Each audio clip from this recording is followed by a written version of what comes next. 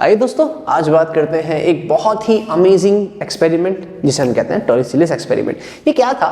हम जानते हैं एटमॉस्फेरिक प्रेशर की वैल्यू अभी तक हम लिखते आ रहे थे 1.01 10 टू द पावर 5 पास्कल, वो प्रेशर जो एटमॉस्फेयर लगाता है सी लेवल पर।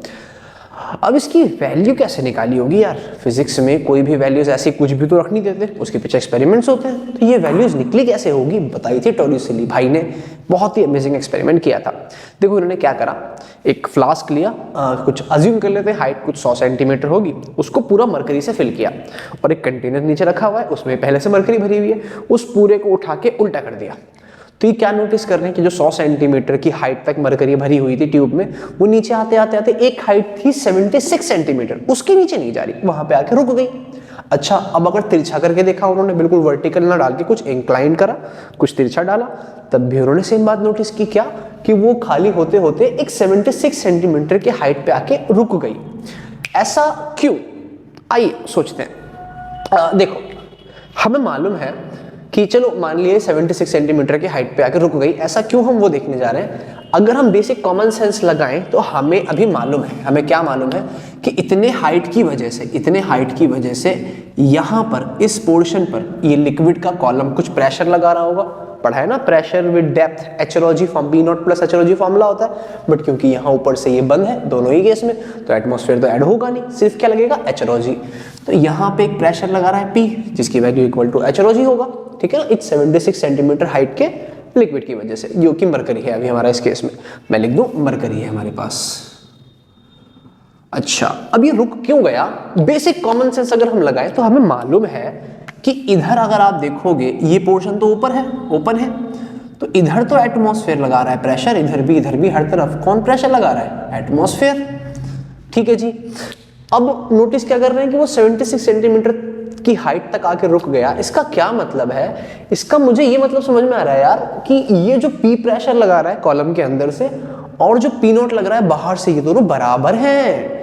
क्योंकि अगर P0 ज्यादा हो गया तो ये लिक्विड और ऊपर राइज होगा, 76 सेंटीमीटर नहीं होगा, और ऊपर चला जाएगा। अगर P ज्यादा हो गया तो P नीचे की तरफ पुश करेगा, P0 कम पड़ गया तो जो लिक्विड है इसमें फिल होना शुरू हो जाएगा। लेकिन क्योंकि हम ये नोटिस कर रहे हैं कि 76 सेंटीमीटर के बाद हाइट में कोई चेंज नहीं हो रहा है, दैट मींस बाहर से लगने वाला एटमॉस्फेयर जो बाकी पोर्शन पे लग रहा है और जो इस H हाइट की वजह से प्रेशर लग रहा है P, ये दोनों बराबर है, तभी तो बैलेंस बना। अच्छा, अब आगे चलते हैं। अब देखो, अभी तक अपनों को Pmat की वैल्यू नहीं पता, टॉर्रिसिली के एक्सपेरिमेंट से पहले वो तो अपनों ने लिख लिया था, क्योंकि हमें मालूम था तो पहले लिख लिया हमने। अब हम निकालने जा रहे हैं कि वैल्यू इतनी होती है। तो यहाँ पे टॉर्रिसिली भाई ने क्या ऑब्जर्व किया कि भाई क्योंकि 76 सेंटीमीटर पे आके रुक गया है, इसका मतलब जो अंदर का प्रेशर है इस H हाइट की वजह से वो किसके बराबर है? एटमॉस्फेरिक प्रेशर के बराबर है। ये बात नोटिस कर रहे हैं? एटमॉस्फेरिक प्रेशर की वैल्यू अभी तक तो नहीं मालूम।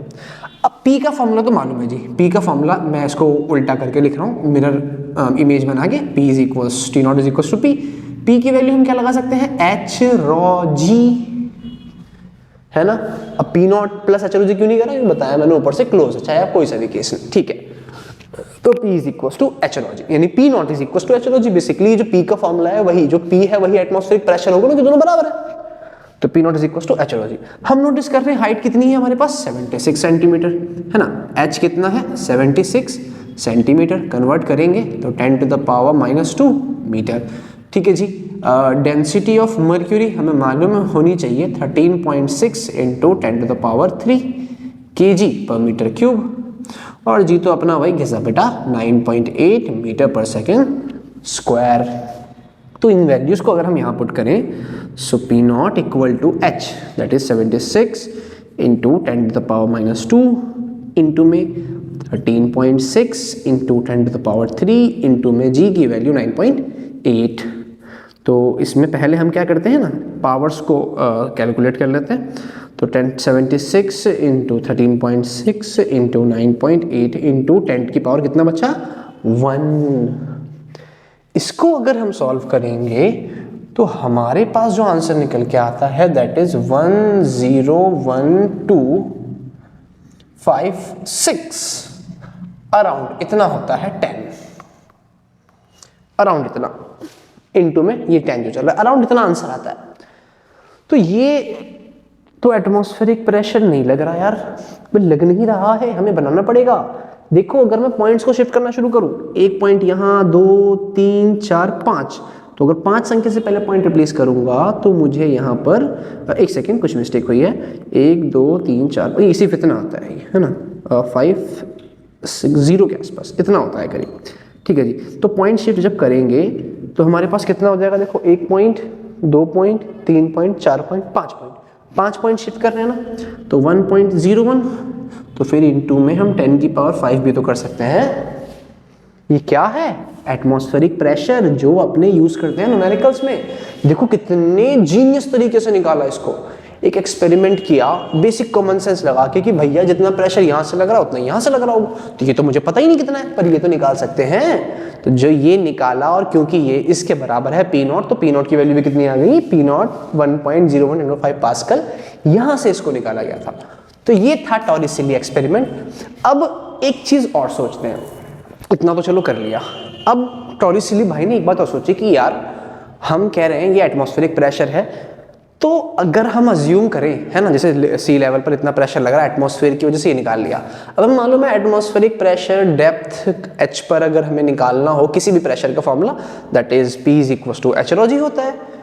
तो अगर मैं कहूँ सी लेवल पर इतना प्रेशर हमारा लग रहा है, सी लेवल पर हमारा इतना प्रेशर लग रहा है, तो अगर हम अज्यूम करें कि सी के ऊपर एक वर्टिकल कॉलम है जिसमें एटमॉस्फेयर भरा हुआ है, तो क्या हम उस वर्टिकल कॉलम की हाइट नहीं निकाल सकते, या फिर यूं कहूं क्या हम ये नहीं निकाल सकते कि एटमॉस्फेयर कितनी हाइट तक एग्जिस्ट कर रहा है, निकाल सकते हैं। तो उन्होंने क्या बड़ा बेसिक कॉमन सेंस यूज किया, अज्यूम कर लेते हैं जी ये सी लेवल है ना, ये आपका सी लेवल है, इसके ऊपर का जो एटमॉस्फेयर एग्जिस्ट कर रहा है उसको मान लेते हैं कोई वर्टिकल कॉलम जिसमें आपका एटमॉस्फेयर भरा पड़ा है, जितने भी एटमॉस्फेरिक गैसेस होते हैं, कुछ h हाइट तक है, अज्यूम कर लिया, पता नहीं कितना h हाइट तक है। अब ये सारे गैस इस सी लेवल पर प्रेशर लगा रहे हैं, कितना, पी नॉट।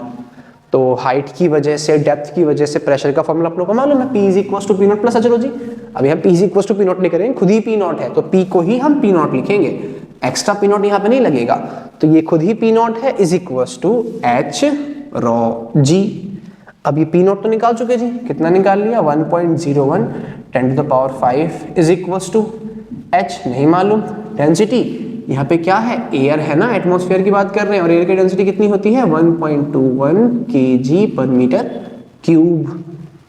ठीक है जी, तो अगर पुट कर देंगे तो 1.21 × g की वैल्यू अगर हमने 9.8, तो यहाँ पर अगर हम h निकालेंगे तो 1.01 10⁵ डिवाइडेड बाय 1.21 × 9.8। बच्चों ये सॉल्व करने के बाद हमारा नियरली 8.2 किलोमीटर के आसपास आंसर आएगा, 8.2 किलोमीटर। तो यानी टॉरिसिली भाई साहब के अकॉर्डिंग जो एटमॉस्फेयर है वो इतनी हाइट तक एग्जिस्ट कर रहा है, इसके ऊपर जाओगे तो एटमॉस्फेयर कम होना, नियरली खत्म होना शुरू हो जाएगा। तो इसको हम हाइट ऑफ एटमॉस्फेयर भी कहते हैं, जो आपके एग्जाम में पूछता है कि हाइट ऑफ एटमॉस्फेयर कितनी है, निकाल के दिखाओ, 2 नंबर में आ जाता है। तो उम्मीद करता हूं आपको क्लियर हो गया होगा टॉरिसिली एक्सपेरिमेंट क्या है, कितने जीनियस तरीके से एटमॉस्फेरिक प्रेशर की वैल्यू निकाली और हाइट ऑफ एटमॉस्फेयर कैसे कैलकुलेट किया। मिलते हैं अगले लेक्चर में सरफेस टेंशन के साथ। आइए दोस्तों बात करते हैं सरफेस टेंशन की। देखो सरफेस टेंशन क्या है, टेंशन तो हमें पता है जो हमें होती है ना, और सरफेस टेंशन मतलब भैया सरफेस को टेंशन हो रही है, किस सरफेस को, ऑब्वियस सी बात है यार, फ्लूइड्स पढ़ना है तो गैस या लिक्विड, मतलब फ्लूइड्स के सरफेस को टेंशन हो गई। अब उन्हें कौन सी टेंशन हो गई, उन्हें कौन से एग्जाम में मार्क्स लेकर के आने, उन्हें कौन सा एंट्रेंस के लिए पढ़ना है, भाई पता नहीं कौन से डिप्रेशन में जा रहे हैं। तो सरफेस को टेंशन देखो क्यों हो रही है, हमें टेंशन क्यों होती है। अच्छा बताओ, मुझे कोई भी काम नहीं दिया गया, क्या मुझे टेंशन होगी, नहीं। टेंशन कब होगी, जब कोई काम दिया जाएगा उसको करने के लिए हमें टेंशन होती है ना। तो टेंशन कब होगी, जब कोई काम दिया जाएगा उसको करने के लिए टेंशन होती है। तो मतलब सरफेस को, लिक्विड के सरफेस को भी कोई काम दिया गया है और उसको करने के लिए ही उसके अंदर कोई टेंशन, तनाव पैदा हो रहा है, टेंशन क्रिएट हो रहा है। तो सरफेस टेंशन है क्या, डेफिनेशन पे नहीं जाते, it is the tendency of liquid surface to minimum, छोड़ो उसको। देखो लिक्विड सरफेस, वाटर एग्जांपल के लिए हमने वाटर लिया, ठीक है। अब वाटर को देखो, वाटर बेसिकली क्या है, H2O मॉलिक्यूल्स खूब सारे पास जुड़ जुड़ के उन्होंने पूरा एक सरफेस फॉर्म कर दिया वाटर का। वाटर बेसिकली लिक्विड फॉर्म में आपको दिख रहा है कि H2O मॉलिक्यूल्स है, बहुत सारे millions of trillions of H2O molecules जो कंबाइंड है और वाटर की शक्ल में आपके सामने है, ठीक है। तो देखो क्या हो रहा है, अगर हम इस लेयर को मान लो बहुत बहुत बहुत जूम करके बिल्कुल मॉलिक्यूलर लेवल पे पहुंच जाए, तो हमें मालूम है कि इस लिक्विड के अपर सरफेस में बहुत सारे H2O मॉलिक्यूल्स इस तरह से एक दूसरे के पड़ोसी बन के खड़े हैं, ठीक है। और सिर्फ पड़ोसी बन के नहीं खड़े, एक दूसरे का हाथ थामे खड़े हैं। कैसे? पढ़ा होगा केमिस्ट्री में, इलेक्ट्रोनेगेटिव एटम और हाइड्रोजन के बीच हमेशा एक हाइड्रोजन बॉन्ड बनता है। तो यहाँ पे ऑक्सीजन जो कि इलेक्ट्रोनेगेटिव है और हाइड्रोजन, इनके बीच में भी क्या होगा, यहाँ पर एक बॉन्ड बनेगा जिसको हम हाइड्रोजन बॉन्ड कहते हैं। तो सिर्फ पड़ोसी नहीं है, ये अच्छे पड़ोसी हैं, अच्छे पड़ोसी हैं। ये क्या है? H bonding, H bond. सिर्फ अच्छे पड़ोसी नहीं है, ये बहुत अच्छे पड़ोसी हैं। वासुदेव कुटुंबकम है ना, वो उदार चरिताणा तो वासुदेव कुटुंबकम, ये संपूर्ण सृष्टि जो है एक परिवार है। तो ये परिवार बन के आपस में खड़े हैं, ठीक है जी। तो देखो अब हुआ क्या, जब ये एक दूसरे का हाथ पकड़ के हाथ थामे खड़े हैं, हमने क्या करा, इसके ऊपर कोई ऑब्जेक्ट रख दिया, ठीक है। अज्यूम कर लेते हैं बहुत लाइट ऑब्जेक्ट रखा है, कोई पत्ता रख दिया इसके ऊपर हमने। अब इसके ऊपर जब पत्ता रखेंगे तो इन पे भार पड़ेगा ना, इन पे भार पड़ेगा। एक दूसरे का हाथ थामे खड़े हैं, ये नहीं चाहेंगे एक दूसरे का हाथ छूटे, तो आप इन पे फोर्स लगाओगे। ऊपर से कुछ रखा, इन पे भार पड़ रहा है, एक दूसरे का हाथ छोड़ना नहीं चाहते हैं। देखो क्या होगा, हमारे पास बॉल आ रही है, बहुत तेज बहुत तेज बहुत तेज बॉल आ रही है, उसको पकड़ना है। तो एक बात बताइए, क्या हम उसको बिल्कुल ऐसे फ्लैट, इसको बिल्कुल ऐसे फ्लैट हाथ रख के पकड़ पाएंगे? क्या पॉसिबल नहीं है ना। अगर हमें उसे कैच करना, मान लो हमारे हाथ इतने कमजोर है कि बॉल छेद करके निकल जाएगी, और पकड़ना भी है, तो हम क्या करेंगे, दिमाग लगाएंगे और ऐसे अपने हाथों को कर्व करेंगे ताकि वो इजीली कैच हो सके, इसी हमारी लेयर को, हमारे हाथों का जो सरफेस को ब्रेक करके ना निकल जाए। अब वही दिमाग ये लिक्विड सरफेस भी लगाएगा।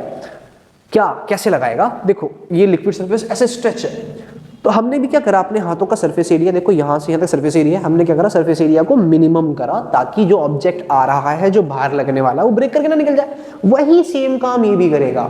ये मॉलिक्यूल्स भी क्या करेंगे, जो ऐसे फैले हैं ना, ये ऐसे एक दूसरे के पास पास आ जाएंगे, अपना सरफेस एरिया मिनिमम करेंगे, ताकि वो जो ऑब्जेक्ट इसके ऊपर है वो इसके बॉन्ड्स को ब्रेक करके ना निकल जाए। वो अलग बात हुआ, भारी है तो ब्रेक करके निकल ही जाएगा।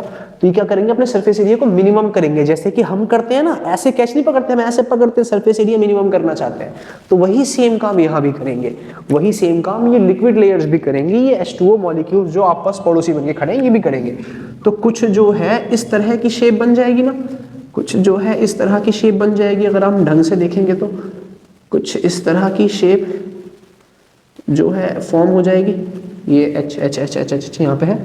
तो ये बिल्कुल फ्लैट ना होकर के कुछ थोड़े से कर्व शेप में चले जाएंगे ना, थोड़े से कर्व शेप में। जो लेयर है बिल्कुल स्ट्रेट थी, अब वो थोड़ी सी कर्व हो जाएगी। पास आने से क्या होगा, सरफेस एरिया मिनिमम करने से उसको कैच करने में, उसको पकड़ने में, उसको रोके रखने में आसानी होगी। अगर ऊपर से कोई फोर्स लग रहा है तो, अगर ऊपर से कोई फोर्स लग रहा है तो, ऊपर से फोर्स लगने का मतलब यहाँ पे आपने कोई ऑब्जेक्ट रख दिया, अज्यूम कर लेते हैं कोई ऑब्जेक्ट रख दिया आपने यहाँ पे L लेंथ का कोई ऑब्जेक्ट रख दिया, उसको मास है, नीचे mg लगा रहा होगा। तो जो नीचे फोर्स लग रहा है, नीचे mg लग रहा है, उसको रोके रखने के लिए, अपने बॉन्ड्स को ना ब्रेक करने के लिए अपने सरफेस एरिया को मिनिमम कर लेंगे। तो इस टेंडेंसी को, लिक्विड सरफेस की वो टेंडेंसी जिससे वो अपने सरफेस एरिया को मिनिमम रखना चाहता है, उस टेंडेंसी को ही हम सरफेस टेंशन कहते हैं। मैंने कहा था ना, सरफेस टेंशन, टेंशन कब होगा, जब किसी काम को करना हो। तो इन्हें भी काम को करना पड़ रहा है रोकने के लिए, तो टेंशन क्रिएट हो रहा है सरफेस के अंदर, तो जी वो क्या कहलाएगा, सरफेस टेंशन। अगर हम बात करें इसके फॉर्मूले की तो बड़ा सिंपल है, ऐसे रिप्रेजेंट करते हैं। देखो जो लगने वाला है फोर्स लिक्विड सरफेस पे, वो अपॉन में वो लाइन जो कि कांटेक्ट में है लिक्विड सरफेस के, वो लेंथ, ऑब्जेक्ट की वो लेंथ, जो कि ऑब्जेक्ट की उतनी लेंथ जो कि कांटेक्ट में है किसके, लिक्विड सरफेस के। तो ये क्या है, length of object, length of object in contact with liquid surface, in contact with liquid surface. इसके अगर हम मात्रक की बात करें, यूनिट की बात करें, सरनेम की बात करें, तो न्यूटन पर मीटर, न्यूटन पर मीटर। अगर हम डायमेंशन की बात करें तो न्यूटन के लिए mlt-2, मीटर के लिए l-1, l से l गया, उड़ गया, क्या बचा mt-2, mt-2, ये इसका डायमेंशन आ गया। थोड़ा अच्छे से लिख दो ना यार, दिक्कत हो रही है देखने में इसको, मेरी उंगली का होगी mt-2। डायमेंशन बचा हमारे पास mt-2। तो जी ये डायमेंशन आ गया हमारे पास सरफेस टेंशन का फॉर्मूले के साथ। अब थोड़ा सा आगे बढ़ते हुए अब सरफेस टेंशन के एप्लीकेशंस की अगर बात करें तो देखो हमें मालूम है जो ये ड्रॉप्स बबल्स बनते हैं भैया कैसे बन रहे हैं। आपने पानी जो है जमीन पे गिराया है ना, आपने पानी जमीन पे गिराया, तो जब पानी जमीन पे गिराओगे आप क्या देखते हो कि ड्रॉप्स की फॉर्म में होते हैं, या जो बारिश की बूंदें आ रही हैं वो भी किस में आ रही हैं, ड्रॉप्स की फॉर्म में आ रही हैं। क्यों? क्योंकि भैया हर लिक्विड सरफेस अपने एरिया को मिनिमम रखना चाहेगा, अपने मॉलिक्यूल्स को पास रखना चाहेगा, अपने मॉलिक्यूल्स को कंपैरेटिवली पास रखना चाहेगा, हर लिक्विड सरफेस ये करेगा। तो यहाँ पर भी जब आपने गिराया तो ये मॉलिक्यूल्स एक दूसरे को पास रखना चाहते हैं, ये मॉलिक्यूल्स एक दूसरे को पास रखना चाहते हैं, इसी वजह से इस तरह की शेप फॉर्म हो रही है। अब ये स्फेरिकल ही क्यों हो रही है? क्योंकि इसके अलावा कोई और पॉसिबल नहीं है। देखो मैं कह रहा हूँ कोई फ्लैट पोर्शन है ना, अगर हम इसकी बात करें, मान लो ये, अब मैं अगर इसकी बात करूँ ये अपने सरफेस एरिया को मिनिमम रखना चाहेगा, तो क्या पॉसिबिलिटी? यही तो पॉसिबिलिटी है कि ऐसे कर्व हो जाए, इसके अलावा और क्या पॉसिबिलिटी? कोई नहीं। तो भैया ये तो सर्कल बन रहा है, लेकिन अगर 3D ऑब्जेक्ट्स की बात करेंगे तो वो स्फेयर बनाएगा। तो ये जितने भी ड्रॉपलेट्स आपके पास बनते हैं जमीन पे गिरने के बाद पानी बबल्स की फॉर्म में जाता है, या फिर जो पानी बारिश हो रही है, बारिश की बूंदें हैं, या फिर कोई भी मरकरी कहीं पे गिरी हुई है, वो भी आपको क्या दिखेगी? स्फेरिकल शेप में नजर आएगी, कुछ कर्व शेप में नजर आती है। तो ये एप्लीकेशन है सरफेस टेंशन का कि जितने भी ड्रॉप्स, जितने भी बबल्स होते हैं वो हमेशा स्फेरिकल शेप में ही रहना चाहते हैं। ठीक है जी, ये तो हो गया। अच्छा, अब अगर हम बात करें इफेक्ट ऑफ टेम्परेचर की, इफेक्ट ऑफ टेम्परेचर, अगर हम टेम्परेचर के इफेक्ट की बात करें तो देखो इफेक्ट ऑफ टेम्परेचर क्या है। हम सोचते हैं टेम्परेचर बढ़ाने से सरफेस टेंशन बढ़ेगा घटेगा। देखो थोड़ा सा कॉमन सेंस लगाएं, आपके पास दो लिक्विड्स हैं, एक की डेंसिटी बहुत ज्यादा है, एक की डेंसिटी बहुत कम है, बहुत पतला है, तो ज्यादा सरफेस टेंशन, ज्यादा स्फेरिकल शेप्स कौन सा लिक्विड बनाएगा? जिसकी डेंसिटी ज्यादा है ना, उसके मॉलिक्यूल ज्यादा पास रहना चाहेंगे। मॉलिक्यूल ज्यादा है भाई, डेंसिटी ज्यादा होने का मतलब क्या है कि मॉलिक्यूल ज्यादा है कम वॉल्यूम में, तो वो और पास खींच के रखेंगे दूसरे को। ठीक है, तो हमने हीट करा तो पार्टिकल्स को हीट मिलेगी, उनमें एनर्जी ट्रांसफर होगी पार्टिकल्स को, उनमें काइनेटिक एनर्जी आएगी, वो मूव करना शुरू कर देंगे, दूर दूर जाएंगे, फैलेंगे, कुछ बर्नआउट होकर निकल जाएंगे। तो वॉल्यूम बढ़ा तो डेंसिटी घटी, और डेंसिटी घटी तो सरफेस टेंशन भी क्या हुआ? डिक्रीज हो गया। यानी अगर टेम्परेचर बढ़ाएंगे तो अगर हम सीक्वेंस में लिखें, हमें मालूम है अगर हम टेम्परेचर को करते हैं इंक्रीज तो जो अपनी डेंसिटी होती है वो क्या हो जाएगी? डिक्रीज। तो जी जो सरफेस टेंशन है हमारे पास S, वो भी क्या होगा? डिक्रीज। तो हमें ध्यान क्या रखना है कि surface tension directly proportional to density है, surface tension directly proportional density है, but inversely proportional to temperature है। उम्मीद करता हूं कि सरफेस टेंशन के टॉपिक्स आपको क्लियर हुए होंगे। अब आइए आगे बढ़ते हैं सरफेस एनर्जी की तरफ।